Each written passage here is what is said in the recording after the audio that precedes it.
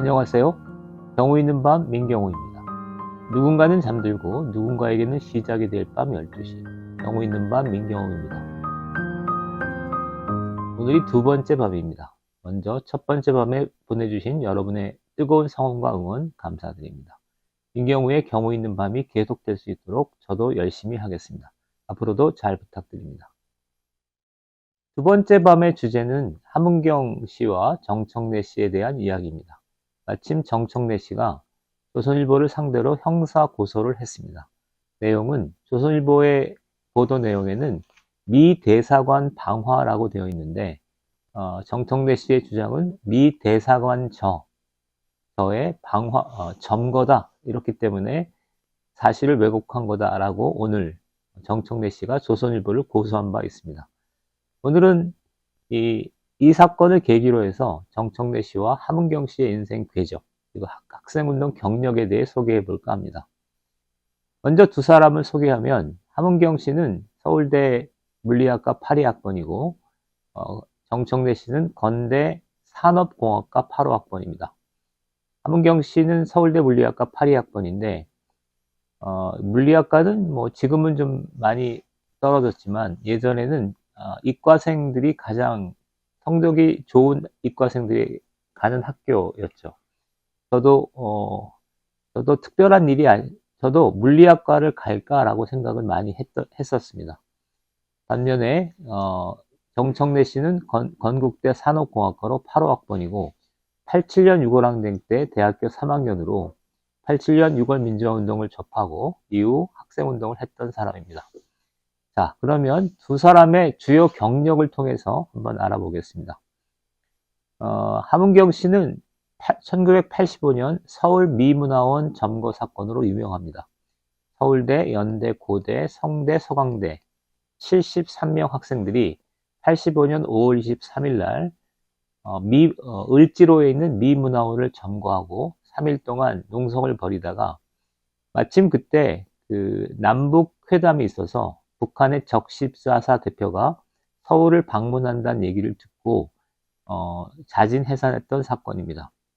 반면에 정청래 씨의 사건은 89년 10월 13일 당시 그 대사였던 도널드 그레그 미국 대사의 처단과 민족 자주권 쟁취를 위한 전대협 산하 구국결사대라는 이름으로 대학생 6명이 중구 정동에 있는 미 대사관 저에 침입을 해서 학생들이 만든 사제폭탄 여러 개를 던지고 농성을 하다가 연행된 사건입니다.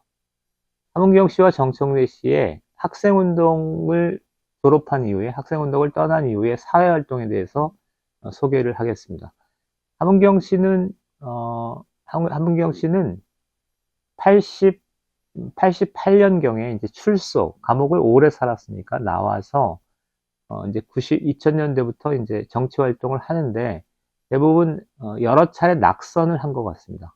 그리고 2010년대 뭐 이럴 경에 전북 군산으로 낙향해서 횟집을 했죠. 횟집을 하면서 느낀 바가 많은 것 같습니다. 최저임금제, 소득수 성장론 같은 걸 가지고 여러 인터뷰도 하고 그 다음에 뭐 각종 잡지에 기고도 했었죠. 사실 저하고 궤적이 비슷합니다. 저도 그 2012년부터 학원을 했었고 학원을 하면서 사실은 돈을 처음 벌어보는 거였기 때문에 돈을 번다는 것의 의미를 새삼 느끼게 됐습니다. 그 당시는 함은경 선배랑 저랑 별 관계는 없었는데 서로 이제 최저임금제, 그러니까 소상인의 입장에서 최저임금제가 얼마나 위험한 것인지를 서로 느끼고 저도 최저임금제 때문에 제가 우파로 돌게 되는 계기가 됐고 함은경 선배도 그랬다고 봅니다. 그러면서 인생 전체에 대해서 깨닫는 계기가 됐다고 보고요. 그 다음에 정청래 씨는 이제 89년에 미 대사관저 방화 미수를 하고 나서 이제 2년 감옥을 살고 이제 나오죠. 나와서는 이제 학원을 합니다. 마포에 있는 마포구 성산동에서 학원을 하는데 학원이 굉장히 잘 된 모양이에요. 근데 학원도 사실은 그 마포구 성산동에 있었던 그 정청래 씨가 운영했던 학원은 사실은 스파르타 학원으로 유명하죠. 저는 뭐 그렇게 들었습니다. 그리고 2000년도가 되면 이제 그 386 세대들이 정계 진출하는 거를 따라서 같이 정계 진출을 했고, 약간 지금 현재로서 3선 국회의원이죠. 그렇게 보면 그 함은경 씨는 그러니까 운이 나빴던 케이스죠. 함은경 씨 정도 되는 그 동년배들은 김민석이나 송영길이나 이게 다 동년배거든요. 굉장히 잘 됐죠. 근데 함은경 씨는 불우한 정치 활동을 했고, 그다음에 그것 때문에 오히려 그 소상인으로서 인생의 굉장히 어두운 면도 지켜보면서 지금 현재에 이르렀다고 보고, 정청래 씨는 과도한 행운을 누린 사람이죠. 사건에 대한 이후 평가들을 본인들의 평가를 들어보도록 하겠습니다. 함은경 씨는 미문화원의 농성을 한 것은 광주 사태에서 미국의 책임을 묻는 건데, 구체적으로 뭐냐면 광주 사태를 진압할 당시 전방에 있었던 24단 4개 대대가 광주 사태에 진압하기 위해서 출동을 하는데, 이것이 미국의 작전 지휘권 산하에 있었다는 겁니다. 그렇기 때문에 미국의 책임을 묻는 거였는데, 훗날 함은경 씨한테 이건 직접 들은 얘기고, 그다음에 함은경 씨가 여러 토론회에서 직접 자기가 밝힌 내용인데, 24단은 미국의 지휘하에 있지 않았다고 합니다. 따라서 미국의 책임을 묻는 것은 법적 책임을 물을 수 없는 위치에 있는 거죠. 그리고 또 하나는, 학생들은 오해를 하는 것이, 미국이 아주 철두철미하게 한국 군부를 통제하고 그다음에 그들을 배후 조정하는 것으로 생각하는데, 실제로 80년 상황은 그런 상황은 아니었던 것 같습니다. 군부도 그렇고 미국도 그렇고 주한미군도 그렇고 미 대사관도 그렇고 어리둥절하는 가운데, 감당하지 뜻밖의 상황이 펼쳐진 것에 대해서 어리둥절하는 가운데 손쓰기 어려운 혼란스러운 상황에서 벌어진 일로 보입니다. 이런 것들을 종합했을 때 함은경 씨는 미문화원 점거 사건에 대해서 반성적인 과거 자기가 지나쳤다 이렇게 평가하고 있는 거고요. 정청래 씨는 거침없이 정청래라는 책을 한번 읽어보면 좋을 것 같습니다. 정청래 씨 책의 특징은 자기가 한 일은 이만큼이면 그거를 이렇게 이만큼 포장을 해놨어요. 세상에 미국 대사관저 점거 방화 미수 사건이 사실은 기록으로 남길 게 별로 없잖아요. 예전의 일이기 때문에 기억도 잘 안 날 텐데, 그거를 무려 8적에 걸쳐서 아주 세세히 기록해 놨습니다. 그게 너무나 세세하기 때문에 그게 사실인조차 분간이 안 될 정도죠. 그리고 끝에는 자기가 식민지 조국의 그 아들, 딸로서 해야 될 일을 했다라고 굉장히 자랑스럽게 회고하고 있습니다. 결론을 내리자면 함은경 씨는 85년 미문화원 사건에서 반성적으로 평가를 하고 정직하게 과거를 돌아보고 있는 반면에, 정청래 씨는 과거를 그렇게 했음에도 불구하고 미 대사관 저에 사제폭탄을 던지는 게 이게 테러죠, 테러. 테러를 했음에도 불구하고 거의 반성의 기미는 보이지 않고 있습니다.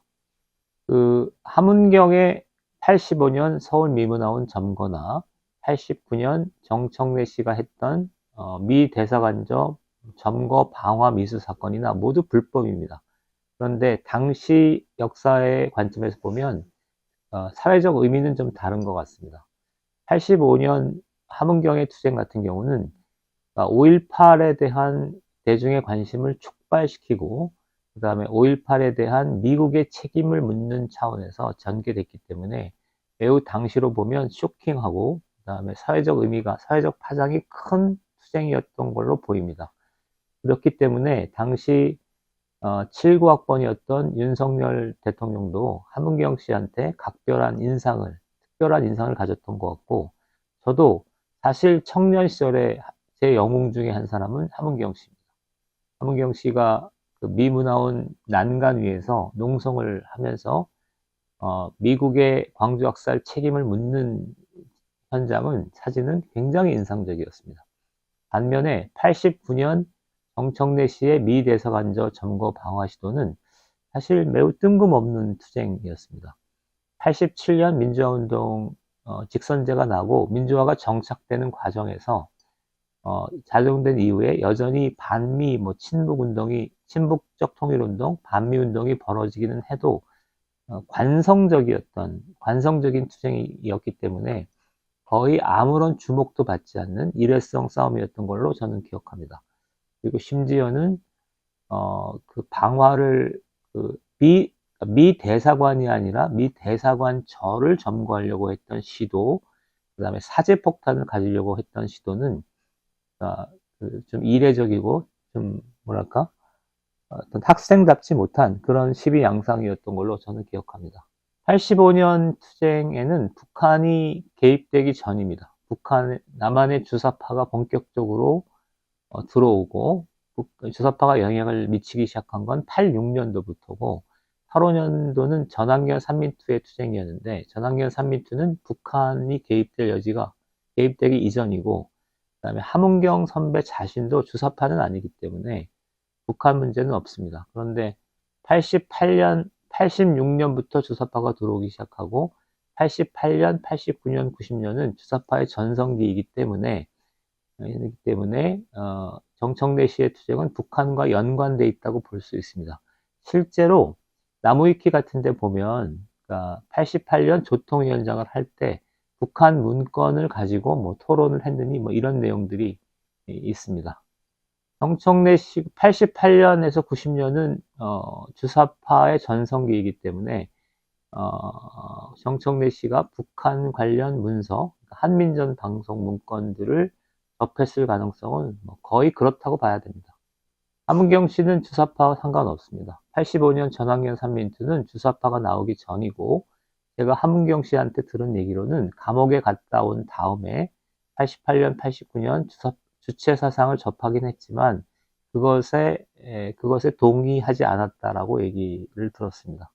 함은경과 정청래 씨의 일견 보면 미 문화원 점거, 미 대사관저 방화 미수기 때문에 외견상 반미 투쟁인 건 틀림없는데 두 사람 투쟁의 차이는 함은경 씨는 투쟁에도 맥락이 있잖아요. 쭉 어떤 흐름 위에서 가다가 뭔가 요구해야 될 때, 뭔가 사회적 욕구가 분출될 때 하는 싸움이 있는 거고, 근데 함은경 씨는 그랬기 때문에 그 투쟁의 양상에 비해서 사회적인 여론을 집중시켰던 싸움인 거고, 반면에 정청래 씨의 싸움은 그냥 맥락 없는, 그러니까 왜 그런 일을 하지? 왜 또 저 미대사관저를 점거하지? 그런 일회성 해프닝으로 끝났다고 봅니다. 그 정청래 씨가 오늘 조선일보를 고소했는데 조선일보가 정청래 씨를 미 대사관 방화 이렇게 보도한 거에 대해서 정청래 씨가 자기는 미 대사관 저를 방화를 점거했다 이렇게 얘기를 하고 있는 거에 대해서 소개를 하겠습니다. 첫 번째는 우리 반미 투쟁은 주로 미 대사관을 중심으로 진행이 됩니다. 근데 미 대사관을 점거하기가 매우 어렵기 때문에 미 대사관을 점거하지 못할 때 미 문화원이나 미 대사관 저 같은 데를 공격하게 되는데 그것도 넓은 의미에서 운동권들은 그러니까 미 대사관 반미 투쟁으로 보는 거죠. 따라서 정청래 씨가 미 대사관 저 다루고 미 문화원 다루고 미 대사관 다르다라고 보는 것은 지나치게 세분화하는 것으로 저는 봅니다. 그 다음에 두 번째는 미 대사관 저 방화 미수에 대해서 소개를 하면, 그러니까 본인은 미 대사관저를 점거했다고 자꾸 주장을 하는데 분명히 6명이 사제폭탄을 들고 들어갔고 그 다음에 사제폭탄을 여러 개 터뜨렸는데 그중 하나는 자기가 터뜨렸다고 증언하고 있습니다. 거침없이 정청래라는 책에 보면 262쪽에서 270쪽에 걸쳐 무려 8쪽에 걸쳐서 장황하게 그 장면을 소개를 해놓고 있는데 그 장면 중에서 인상 깊은 것은 아무리 미 대사관 농성투쟁이라도 거기에서 죽거나 이러지는 않거든요. 연행되거나 연행 과정에서 구타되는 그런 정도인데, 좀 과장해서 나는 죽을 수도 있다. 나는 이것으로 뭐 생명을 빼앗길 수도 있다라는 과장된 그런 거를 하는데, 그건 왜 그러냐면, 그러니까 이전에는 없었던 사제 폭탄을 들고 미 대사관 저에 들어간 거기 때문에 그런 오버된 감정을 갖고 있었던 걸로 보입니다. 전통적으로 미 대사관 싸움은 들어가서 성적기를 소각하는 정도로 마무리되지, 정청래 씨처럼 미 대사관 저에 들어가서 사제폭탄을 터뜨리거나 그런 일은 없습니다. 그건 아주 심각한 오바이고, 두 번째는 정청래 씨 본인이 사제폭탄을 터뜨렸다라는 기록이 있습니다. 그러니까 미 대사관저에 들어가서 자기가 사제폭탄을 터뜨려 놓고 터뜨렸는데, 그거를 미 대사관 방화가 아니라 나는 미 대사관저 점거라고 하는 것은 좀 앞뒤가 맞지 않는 거죠. 그러니까 적어도 미 대사관저 방화 미수 정도로는 자기 행동을 규정해야 되는 거죠. 그런 면에서 보면 오늘 정청래 씨의 조선일보 고소 사건은 좀 오바라고 생각합니다. 그러면 사건을 조금 더 구체적으로, 사건의 의미에 대해서 구체적으로 살펴보겠습니다. 85년 서울 미문화원 사건은 85년도는, 그러니까 83년도까지 그러니까 학내에 전경이 진주할 정도로 삼엄한 경비 하에 있었습니다. 그러다가 84년 학원 자율화 조치로 학교 내에서 전경들이 사라지고 학생들이 복학을 하고 교수들이 다시 학교로 돌아오는 유화 조치가 시행됐습니다. 그래서 85년부터 학생들의 반독재 투쟁, 반전두환 투쟁이 활성화됩니다. 84년도만 해도 약간 시동을 거는 수준이었는데, 85년도, 그러니까 82학번들이 4학년이 되던 85년도에는 아주 그 반독재 투쟁이 활성화됐습니다.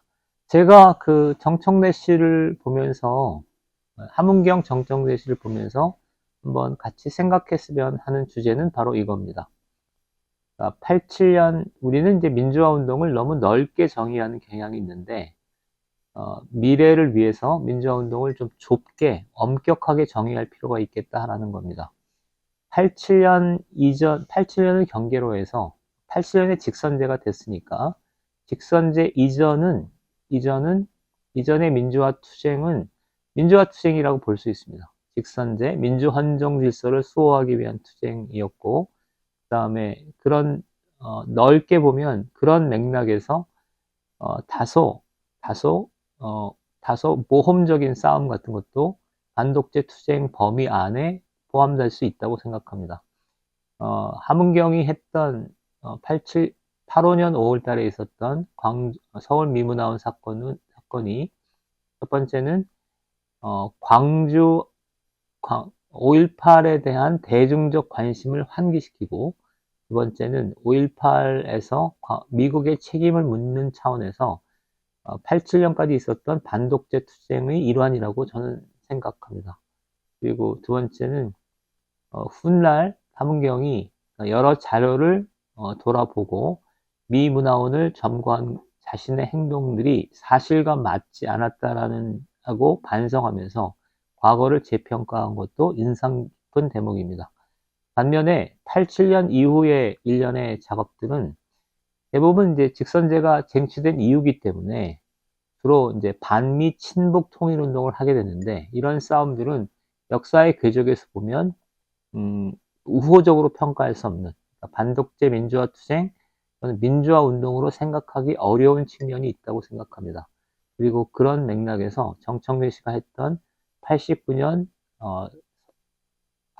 서울 미 대사관저 점거 방화 미수 사건도 좀 엄정하게, 냉정하게 평가해야 될 지점이 아닌가 또 생각하고, 그것에 따라서 두 사람, 학생운동을 하고 이제 정치에 입문하고자 하는, 정치 활동을 하고자 하는 두 사람의 인생 궤적이 달라질 수 있지 않을까 생각합니다. 어떠셨나요? 경우 있는 밤, 두 번째 밤 이제 닫으려고 합니다. 좋은 밤, 편안한 밤 되시기를 바라면서 이만 마치겠습니다. 세 번째 밤 다시 만나기를 바라며 경우 있는 밤 민경우였습니다. 감사합니다. 굿나잇.